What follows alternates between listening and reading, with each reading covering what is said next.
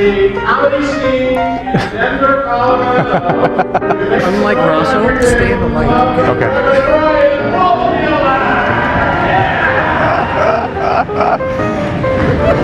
Thank you. This is ridiculous. Tim called me a few months ago and he said, would you come to the conference again this year? And instead of saying no, I said, only if you let me do stand-up. Thinking that would be the same thing. 2 months later, my dad calls me and he says, you're doing stand-up? I guess so. Oh, man. I though do have a little bit of confidence that this might work, because the other day, family came into church. They had a little baby with them, and you know, babies, they don't smile a lot, and so they were walking up with the baby, and I said, "Oh, what a cute little baby! Oh, you're a cute little thing!"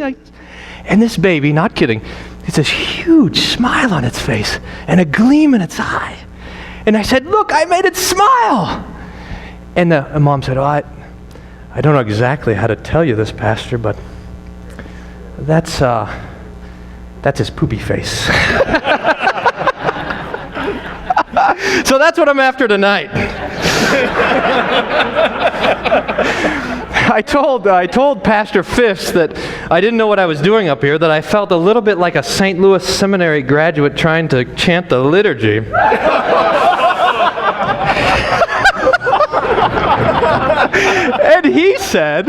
And he said, it's more like a Fort Wayne grad trying to talk to a deaconess.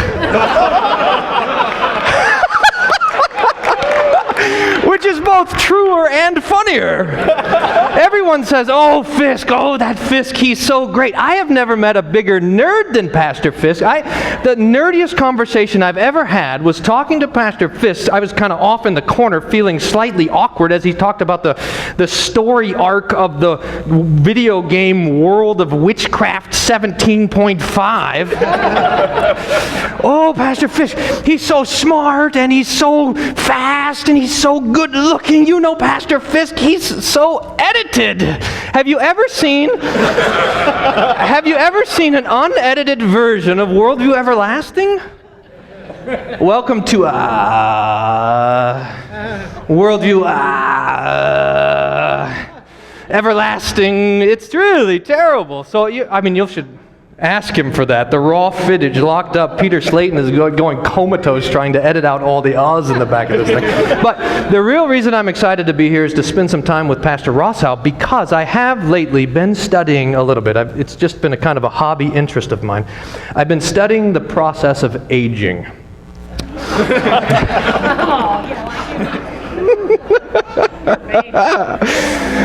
Pastor Rossow, when you read his posts on the internet, you should just have an old man voice in your head. I have a lot of complaints about syncretism in the Synod.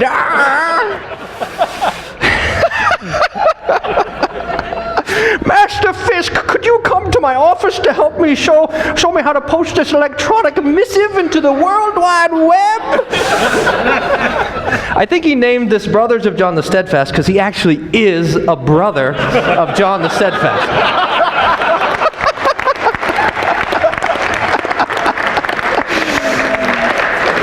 There are, I think there are 4 different stages of aging that I'm particularly interested in. The first stage, when you're getting older, is the stage where you no longer care how you look. Now, Tim passed that ages ago. The second stage when you're aging is when you reach a point where you no longer care what you say. And I think he reached that about 2 weeks ago.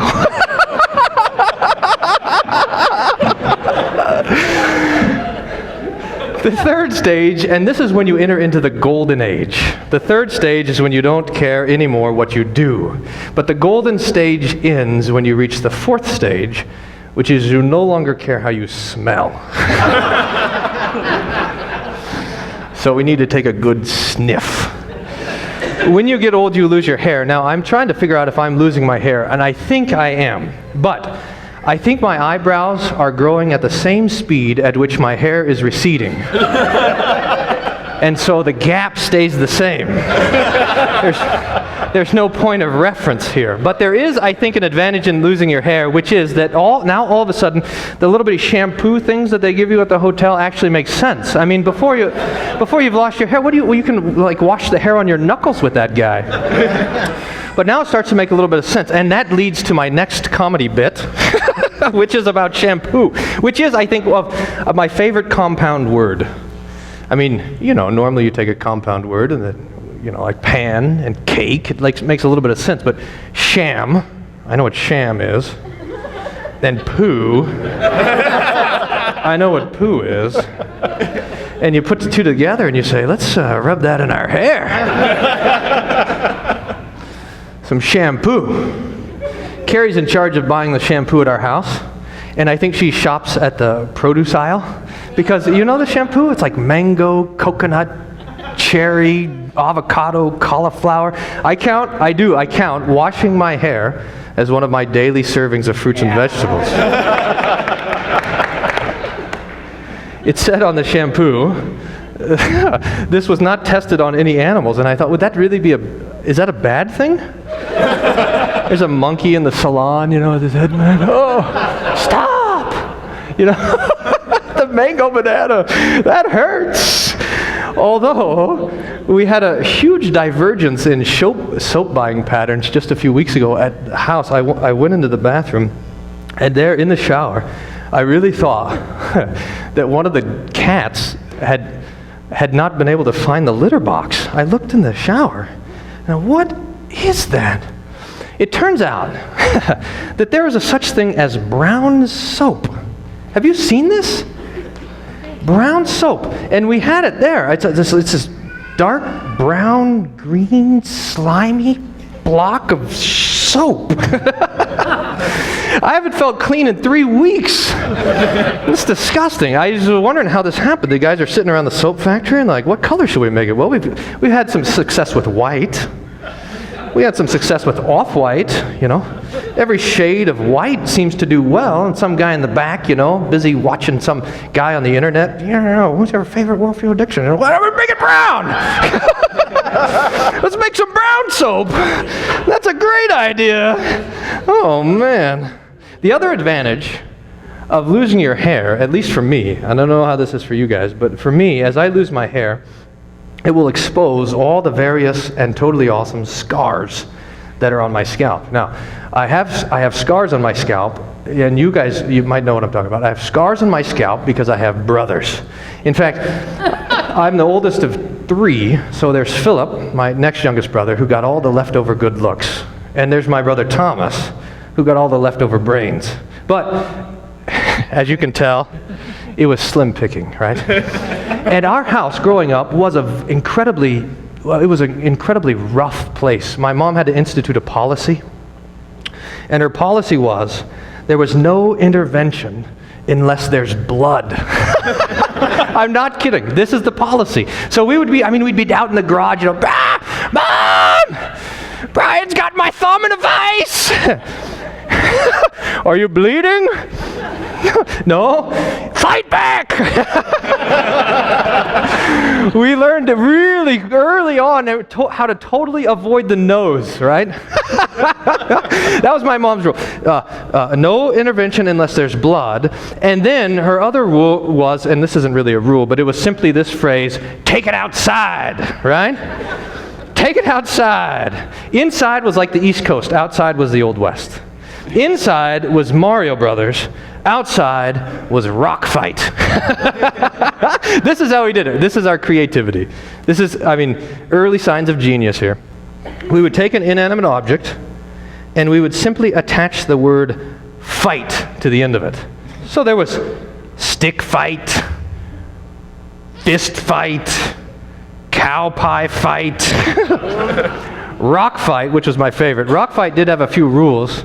I was going to teach these to my church elders the other day. Rock fight, the rules were no rocks bigger than a golf ball, and the first person to bleed loses. So we would just stand there and throw rocks at each other like a bunch of morons until someone started bleeding, right? Why are you bleeding? Why are you bleeding? Well, because you threw a rock and it hit me between the eyes. Well, if you saw it, why didn't you move? Rock fight was banned, so we had to modify it, and it became mud ball fight, which was where you took a rock smaller than a golf ball and wrapped it in mud so that it would bruise instead of lacerate, right? We were like CIA interrogators. Leave no evidence. We had boulder fight where all the rules were totally abandoned altogether. One of us would stand at the bottom of the hill and the other two would roll rocks of various sizes down the hill, and we had to jump over it like this. Or this is my favorite, was firecracker fight, right? You're sitting around, pow! Back pocket black cat, right? Take it outside! No fireworks in the house!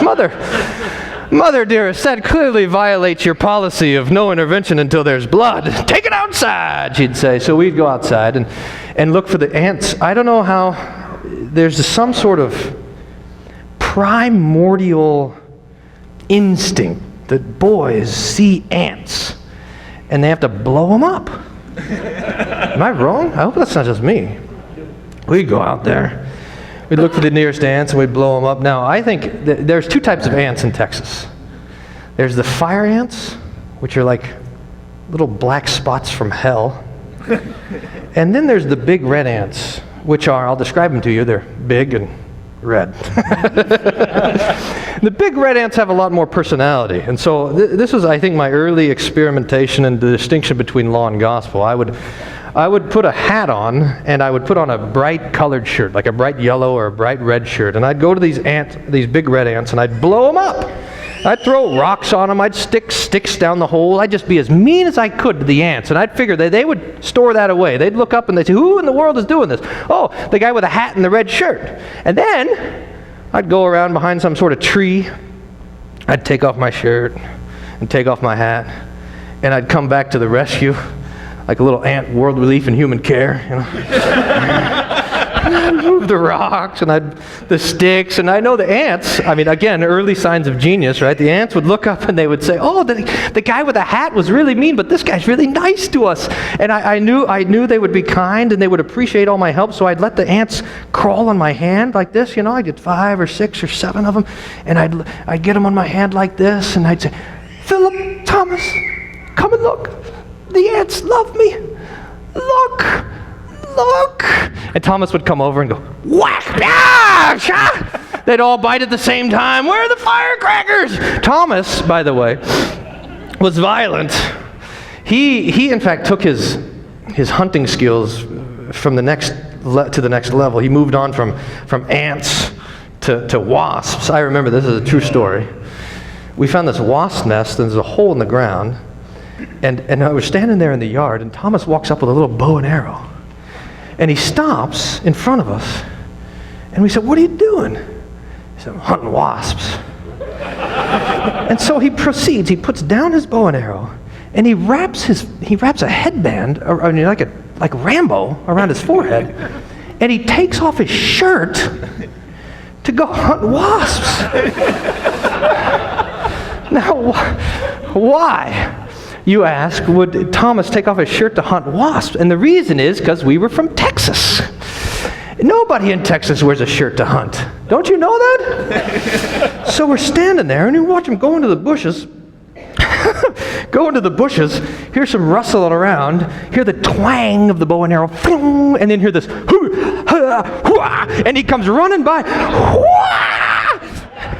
no shirt on, and behind him this big thing of wasp across the street. Yeah!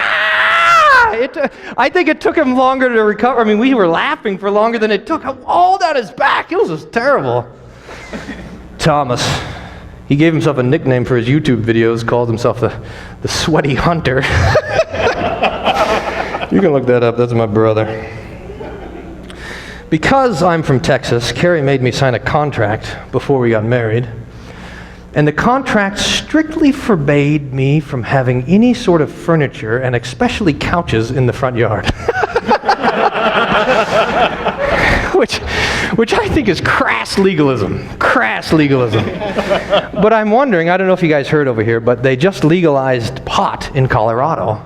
And I'm thinking that that's going to lead to quite a few more couches in the front yards in Colorado.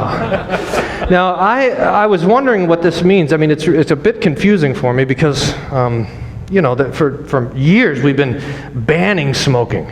You can't smoke in the restaurants, and then you can't smoke in bars, you can't even smoke outside, and now all of a sudden you can smoke everywhere. You walk down the street and people are smoking pot all over the place, and I thought maybe this is time for me to pastorally consider introducing incense into the service. I don't know how that would work.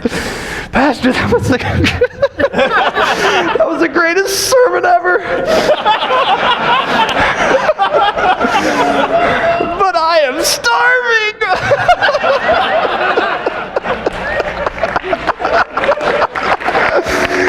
Oh, I love you, Pastor. I don't know if I'm that good as a pastor. There's a few things that are hard. Like, it's really easy to be misunderstood. I had a couple come up to me after Bible class the other day, and they said, Pastor, what in the world were you talking about? And I said, well, I was talking about compassion, and I think I said something like, there's no free compassion.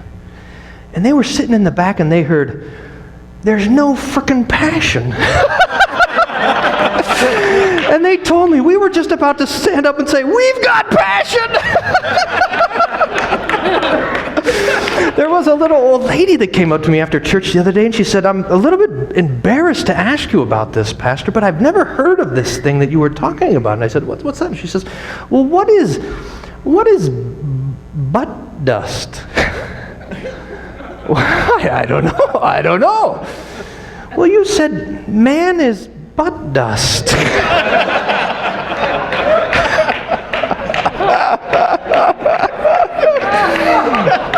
That same lady came, and I may need to have a talk with her.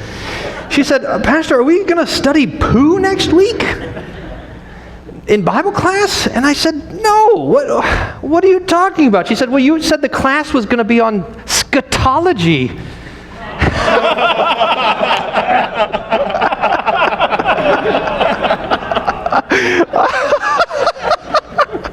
I know. The other difficulty about being a pastor is the accessorizing. I'm not a good, how pastors talk, oh, that dalmatic goes so well with your Anglican cassock. It sounds like women at the mall. Does this chasuble make my butt look big? I'm just not that good at it. And the third thing about being a pastor, which is something they don't teach you at the seminary, is handling wild animals in the church. Now, bats is no problem. I know exactly how to handle bats. And it is this. You run away screaming like a little girl. That happens every time. Oh man, I don't know what would happen if a bat would come in the middle of the divine service. But the one that gets me is the squirrels. We had a squirrel get in the church the other day. It was like a 2-day squirrel hunt, and I was quite literally Nimrod the mighty hunter. We were herding this squirrel all over the church until it went into my office, and it disappeared into the office. I knew it was in there because I was standing in the middle of the office and I could hear it chewing away on my books. This guy's going to destroy me here. So we put out a trap. It didn't work. The peanut butter was gone, but there was no squirrel in the trap. So we get in there and there's me and a couple of my trustees. And I'm armed. I've got a golf club in one hand and a laundry basket in the other. And this squirrel's under the couch. And I'm standing on top of my desk, and I take off my shirt.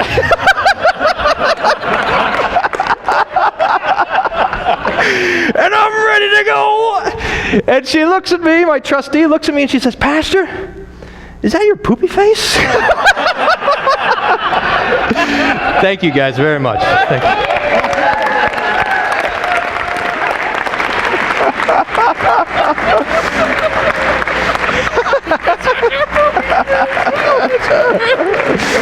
Oh, thank you.